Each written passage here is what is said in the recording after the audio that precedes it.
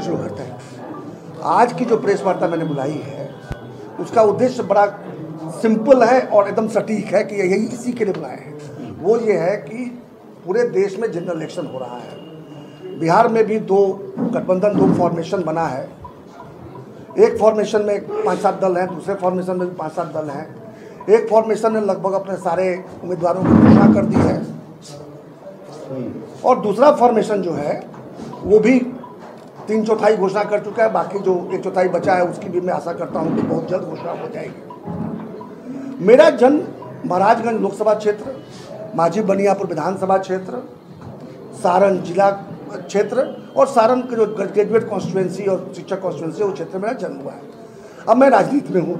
2 बार सारण की जनता ने मुझे, सारण के जनप्रतिनिधियों ने मुझे अपना प्रतिनिधि के रूप में चुनकर भेजा है। निश्चित रूप से मेरा एक राजनीतिक दायित्व ही बनता है, लोकतांत्रिक दायित्व ही बनता है कि जब कभी भी बनियापुर माझी विधानसभा की बात आए, जब कभी महाराजगंज लोकसभा की बात आए, सारण लोकल बॉडी चुनाव क्षेत्र की बात आए या फिर सारण टीचर और ग्रेजुएट कॉन्स्टिट्यूएंसी की बात आए, तो मैं रुचि दिखाऊं, मैं जानने की कोशिश करूं कि हमारे मतदाताओं को किस किस तरह के विकल्प उपलब्ध हैं और अगर कोई विकल्प बढ़िया है तो उनको अवसर मिले कि अपने विकल्प को चुनकर भेज सकें, जैसा कि होता आता है।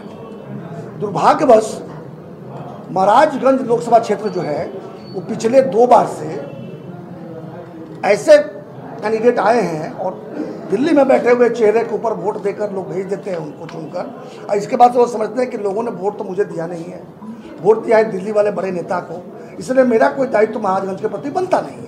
ऐसा महाराजगंज के मतदाताओं के मन में भाव बैठी है कि ये तो वोट लेकर चले जाते हैं बड़े नेता के नाम पर और इसके बाद से कहते हैं कि आपने हमको तो वोट दिया नहीं है, इसलिए हमें कोई चिंता करनी है महाराजगंज की। और यही कारण है कि 10 वर्षों में एक ऐसा कार्य नहीं होगा जो वर्तमान सांसद गिना पाएंगे कि उनके माध्यम से वो दिल्ली से ले आके करवाए हैं। निश्चित रूप से निराशा है।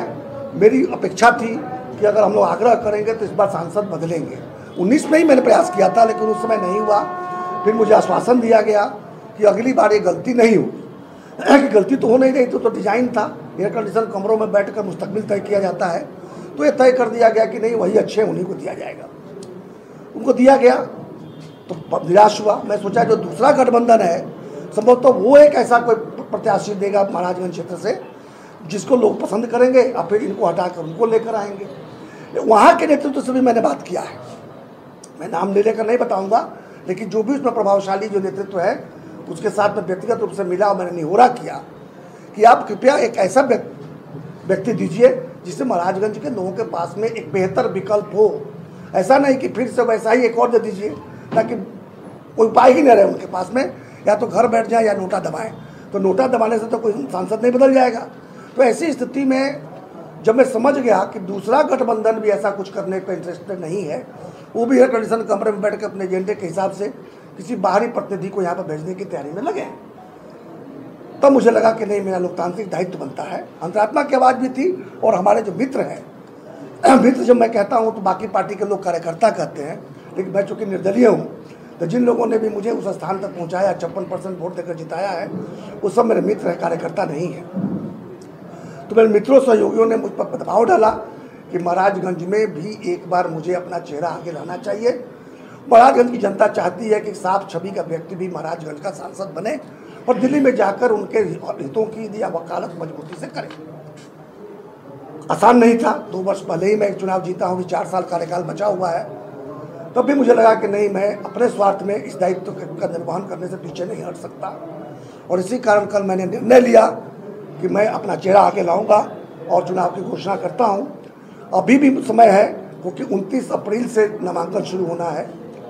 जो वर्तमान सांसद है उनको भी बदला जा सकता है अगर राष्ट्रीय जनतांत्रिक गठबंधन इसके बारे में संवेदनशील है तो सर्वे करा कर पता कर सकती है कि महाराजगंज की जनता किसको चाहती है और एक साफ छवि के व्यक्ति को वो भी सामने ला सकते हैं। और नहीं, अगर वो नहीं करते हैं तो दूसरे फॉर्मेशन को, दूसरे गठबंधन के पास अभी भी विकल्प है कि थोड़ा समय ले लें, बढ़िया से समझ लें कि महाराजगंज की जनता किसको चाहती है, उसको सामने लाएं ताकि मुझे मजबूर होकर चुनाव न लड़ना पड़े।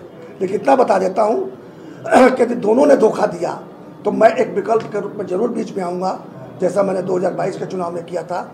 और सारण के जनप्रतिनिधियों ने दोनों फॉर्मेशन को धत्ता बताते हुए भारी मतों से 56% प्रथम वरीयता का वोट देकर मुझे विजयी बनाया था। इसलिए मुझे पूरा विश्वास है कि यदि कोई दूसरा विकल्प उन्हें पसंद नहीं आया, तो मैं तो यही समझता हूँ कि पसंद नहीं, इसलिए मैं अपने आप को सामने ला रहा हूँ ताकि मुझे विश्वास है कि मुझे लोग पसंद करेंगे तो मैं अपने दायित्व का निर्वहन करूँगा। और नहीं तो जिन्हें पसंद करेंगे निश्चित रूप से उनका अधिकार है कि किसी दूसरे को चुनकर भेजें, मुझे कोई मलाल नहीं रहेगा।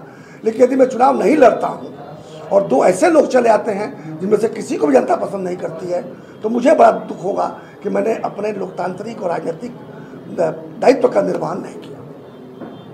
क्या लगता है कि जनता आपको पूर्ण बहुमत से जिताएगी फिर महाराजगंज? अब तक तो वही हुआ है। महाराजगंज का चुनाव में कभी लड़ाई नहीं, लेकिन जो चुनाव मैं लड़ता हूँ या लड़वाया मैंने पिछले साल, उसमें तो लोगों ने मुझे विश्वास किया और भर भर के वोट दिया। एक सवाल है, ये नरेंद्र मोदी जी हैं, माननीय प्रधानमंत्री हैं, उनका 10 वर्ष का जो कार्यकाल है उसको लेके आप क्या कहते हैं? आप सांसद का चुनाव लड़ने जा रहे हैं तो निर्दलीय हैं, तो आपके पास दोनों पक्षों के साथ जाने का मौका है, लेकिन नरेंद्र मोदी जी के प्रधानमंत्री काल का डिस्कशन करें तो आपको उनका कार्य कैसा लगा? नरेंद्र मोदी जी के साथ में रहा हूँ 9 साल, उन्हीं के दल में रहा हूँ। अगर वो पसंद नहीं होते मैं पहले छोड़कर हट गया होता। नरेंद्र मोदी जी निश्चित रूप से वैश्विक स्तर पर, राष्ट्रीय स्तर पर ऐसा काम कुछ जरूर कर रहे हैं कि हर बार पिछली बार से अधिक सीट जीतते आ रहे हैं। कई राज्यों में उनकी सरकार बनी है, उनके गारंटी पर दूसरे राज्यों में सरकार बन रही है। लेकिन साथ में मैं कैवियट डालता हूँ, बिहारी इतने अभागे हैं कि 39 MP यहाँ से जिता कर भेजे, इसके बावजूद वही नरेंद्र मोदी यशस्वी प्रधानमंत्री ने एक बार भी बिहार के विकास के लिए कोई बैठक भी बुलाई हो, अगर इसका साक्ष्य उनके समर्थक मेरे सामने प्रस्तुत कर देंगे तो मैं अपना नाम हटाकर और जिसको भेजे हैं उसके समर्थन में मैं वोट मांगना शुरू कर दूंगा। ये हमारा दुर्भाग्य है, बिहार का दुर्भाग्य है, महाराजगंज का दुर्भाग्य है कि कभी भी जिन्होंने इतना नाम कमाया है कि विदेशों में उनके नाम की तूती बोल रही है, उन्होंने बिहार से सिर्फ 39 MP देखा है। बिहारियों के गरीबी को नहीं देखा, बिहारियों के दुर्भाग्य को नहीं देखा, बिहारियों का शिक्षा को नहीं देखा, बिहारियों के पलायन को नहीं देखा, बेरोजगारी को नहीं देखा। बिहारी नाम जो गाली बनते जा रहा है उसको दूर करने के लिए उनकी तरफ से एक छोटा प्रयास भी नहीं हुआ। ये शिकायत मेरी उनसे है। अच्छा, मान लीजिए आप जब चुनावी सभाओं में जाएंगे अपने, और आपके सामने राजग और इंडिया और इंडिया दोनों अलायंस के जो उम्मीदवार रहेंगे वो आपके प्रतिद्वंदी रहेंगे, तो अपनी सभाओं में आप एनडीए को या इंडिया को क्या दोनों तरफ, एक तरफ राहुल गांधी है, एक तरफ? देखिए, मैं कोई सरकार बनाने का चुनाव तो लड़ने जाऊंगा नहीं, निर्दलीय सरकार नहीं बनाता है। नहीं, वो तो अब मुझे ऐसा नहीं लगता कि ऐसी आवश्यकता पड़ेगी। जिस तरह की हवा बढ़ रही है, मेरी चिंता अब मेरे जन्मभूमि से है। अब मेरी जन्मभूमि जो है वो महाराजगंज क्षेत्र में आती है, तो मुझे वहाँ से एक ऐसा सांसद चाहिए जिसको महाराजगंज की जनता पसंद करती है। अभी तक जो सामने में है वो पसंद नहीं है। दूसरे जो आने वाले जो नाम चल रहा है, मुझे पूरा विश्वास है कि महाराज की जनता उनको पसंद नहीं करने वाली है। यहाँ साइबेरियन पक्षी की जरूरत नहीं है। अब रहा सवाल कि मैं अपना दायित्व निभाते हुए सामने आ रहा हूँ। अगर यहाँ की जनता मुझे चुनकर भेजती है तो मेरा फोकस महाराजगंज पर होगा। किसकी सरकार बनती है और जिसकी भी सरकार बने, मैं महाराजगंज की वकालत वहाँ करूँगा। महाराजगंज के लोगों की समस्याओं को मजबूती से सामने रखने का काम करूंगा, उसको ठीक करने का काम करूंगा। राष्ट्रीय मुद्दे पीछे छूट जाएंगे महाराजगंज में, क्षेत्रीय मुद्दे जो हैं आपकी तरफ से हावी रहेंगे। मैं एक निर्दलीय हूँ, मैं राष्ट्रीय मुद्दा इतना बड़ा हूँ नहीं कि मैं राष्ट्रीय मुद्दों की बात करूँ। निर्दलीय उम्मीदवार मैं इसीलिए बना हूँ कि महाराजगंज में तथाकथित जो राष्ट्रीय दल हैं दोनों, वो अपने दायित्व का निर्वहन ठीक से नहीं कर रहे हैं। उन्हें सुधारने के लिए मुझे महाराजगंज की जनता के सामने एक विकल्प के रूप में खड़ा होना पड़ा है। यदि मैं किसी दल में गया इसके बाद, तो निश्चित रूप से उस दल के साथ पहले सौदा होगी कि राष्ट्रीय हित में और मेरे कॉन्स्टिट्यूंसी के हित में वो क्या कमिटमेंट देते हैं। अगर वो दोनों कमिटमेंट मुझे पसंद आया तो मैं दल में जा भी सकता हूँ। अच्छा, इंडियन अलायंस से आपका नाम बड़ी तेजी से चल रहा था, क्या कारण रहा कि इंडियन अलायंस में? आज भी चल रहा है, बंद थोड़ी हुआ है। अभी भरोसा नहीं होता? आज भी चल रहा है, बंद थोड़ा ही हुआ है। तो क्या इंडिया आपको ऑफर कर सकती है? मैं कैसे जानूँ? एयर कंडीशन कमरे में बैठकर क्या ख्याल आएगा ये किसको पता है? महाराजगंज के लोगों का चॉइस समझ में आएगा कि नहीं जाएगा, मैं कैसे जानूँ? अच्छा, इस चुनाव में जनसुराज का क्या रोल रहेगा? आप बहुत एक्टिव रहे हैं जनसुराज के लिए। देखिए, मैं जनसुराज के साथ हूँ।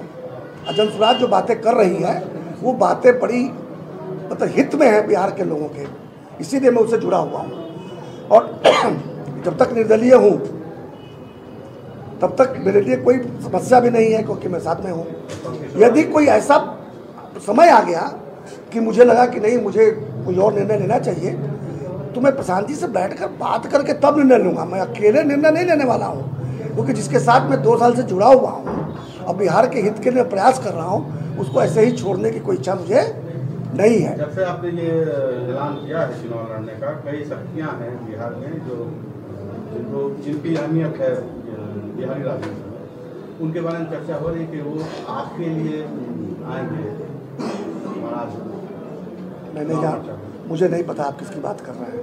आपके समझे सुलेमान जी की तो मेरे जब समझी है तो आएंगे ही, तो आए समझी है तो आएंगे। प्रशांत किशोर जी देखिए, अभी किसी इस बार जो चुनाव हो रहा है उसमें कहीं हिस्सा नहीं ले रहे हैं, इसलिए मेरी अपेक्षा नहीं। यदि आए तो स्वागत है, लेकिन मेरी ऐसी कोई अपेक्षा नहीं। जो भी निर्णय होगा प्रशांत किशोर, मैं अभिन्न अंग हूँ भैया। ये जो जनसुराज अभियान जो है, मैं उससे हृदय से जुड़ा हुआ हूँ और उसका मैं अभिन्न अंग हूँ।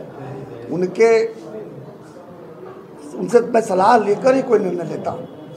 जो निर्णय लूँगा या आज आपके समक्ष हूँ, तो निश्चित रूप से दायित्व जो निभाने का काम कर रहा हूँ, उसमें जनसुराज से कोई कॉन्फ्लिक्ट नहीं है, कोई कॉन्फ्लिक्ट ऑफ इंटरेस्ट नहीं है।